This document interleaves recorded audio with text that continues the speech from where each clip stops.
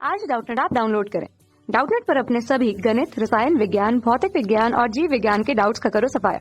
बस प्रश्न की फोटो खींचो, एक ही प्रश्न को क्रॉप करो और तुरंत वीडियो सोल्यूशन पाओ। अभी डाउनलोड करें।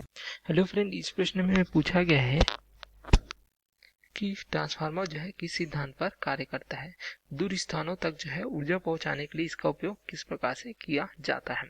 तो इसको हम इस प्रकार से जो है ट्रांसफार्मर, एकल कला ट्रांसफार्मर के चित्र से समझ सकते हैं। तो इस प्रकार हमने जो एकल कला ट्रांसफार्मर का यहाँ पे जो है आरेख बना लिया है। तो यहाँ पे देख सकते हैं इसके तीन मुख्य भाग होते हैं: प्राथमिक कुंडली, द्वितीय कुंडली तथा क्रोध। इसमें क्या किया जाता है, प्राथमिक कुंडली को जो स्रोत से जोड़ा जाता है तथा द्वितीय कुंडली में जो है भार जो है यहाँ पे आरोपित किया जाता है, जिसके सिरों में हमें वोल्टता प्राप्त होती है।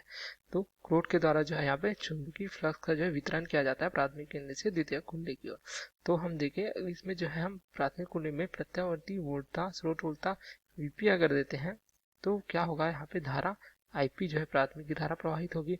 अगर जो है प्राथमिक में फेरों की संख्या एनपी है तो इसमें जो विद्युत वाहक बल जो है ईपी उत्पन्न होता है फैराडे के विद्युत चुंबकीय प्रेरण से। इस प्रकार से तो जो है चुंबकीय बल रेखाएं यहाँ पे उत्पन्न होगी, अर्थात जो है ये विद्युत चुंबकीय की तरह व्यवहार करेगा जो प्राथमिक कुंडली। तो इसमें क्या होगी, जो है फ्लक्स भी यहाँ पे प्रवाहित होगी जो क्रोड से होकर जो है द्वितीय कुंडली की ओर पहुंचेगी। अगर फ्लक्स हम लेते हैं 5 तो ये द्वितीय कुंडली को जो काटती है यह फ्लक्स, तो यहाँ पे भी विद्युत वाहक बल उत्पन्न होता है अगर इसमें फेरों की संख्या NS है। इस प्रकार से तो इस विद्युत वाहक बल के कारण क्या होता है कि धारा भी प्रवाहित होगी। अगर हम द्वितीयक को जो है किसी भार से जोड़ देते हैं इस प्रकार से, तो इसके सिरों के बीच में वोल्टता, जिसे हम देख सकते हैं VS से प्रदर्शित कर सकते हैं, तथा इस जो है भार के कारण हमें धारा जो है IS भी प्राप्त हो जाएगी। इस प्रकार से काम करते हैं।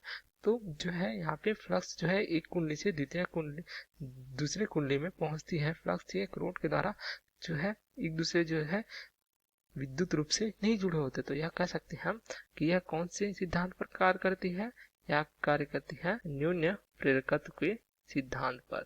ठीक है, इस प्रकार से जो है ट्रांसफार्मर के सिद्धांत को हम समझ सकते हैं। एक कुंडली से दूसरी कुंडली जो क्या करती है, जो वोल्टता तथा धारा को कम या ज्यादा करती है, उसकी आवृत्ति में परिवर्तन के बने, जिससे इस प्रकार से हम परिणामन सूत्र से समझ सकते हैं VS बटे VP NS बटे NP बराबर IP बटे IS। तो इस प्रकार समझ सकते हैं।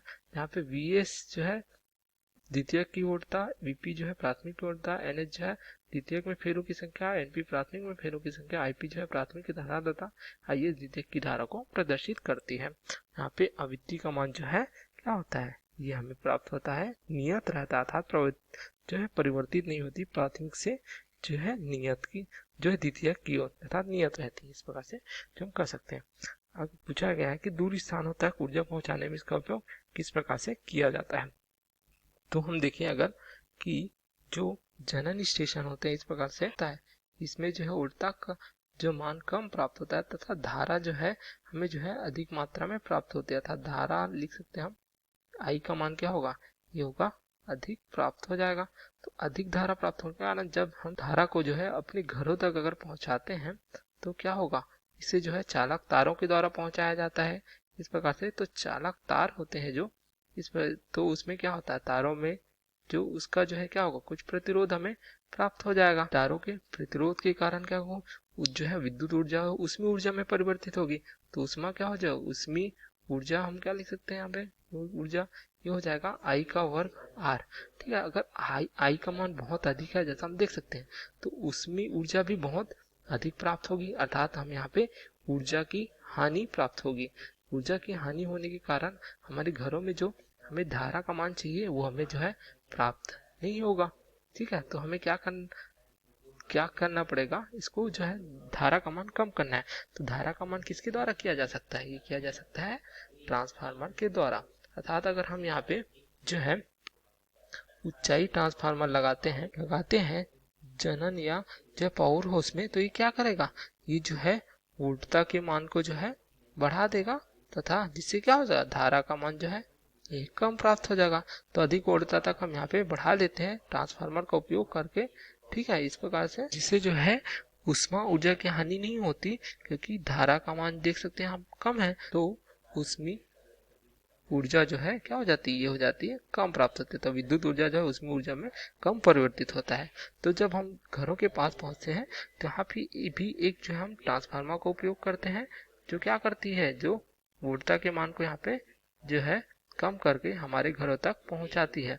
तो यहाँ पे कौन सा जो है, अब हम क्या करेंगे, वोल्टता के मान को कम करने के लिए हम यहाँ पे उपयोग करते हैं अपचाई ट्रांसफार्मर, जो क्या करती है, वोल्टता को कम करती है तथा धारा जो है अधिक प्राप्त हो जाती है हमें। इस प्रकार से वोल्टता को ये जो है यहाँ पे कम करेगी, ठीक है।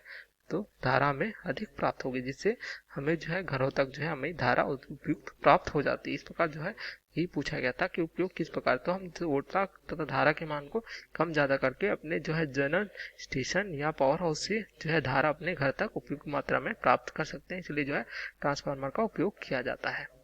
तो ये हमारा उत्तर है। Okay, thank you. कक्षा 6 से 12वीं से लेकर नीट, IIT, JEE वो एडवांस के लेवल तक 1 करोड़ से ज्यादा छात्रों का भरोसा। आज ही डाउनलोड करें डाउटनेट ऐप या व्हाट्सएप करें अपने सारे डाउट्स 8400 400 400 पर।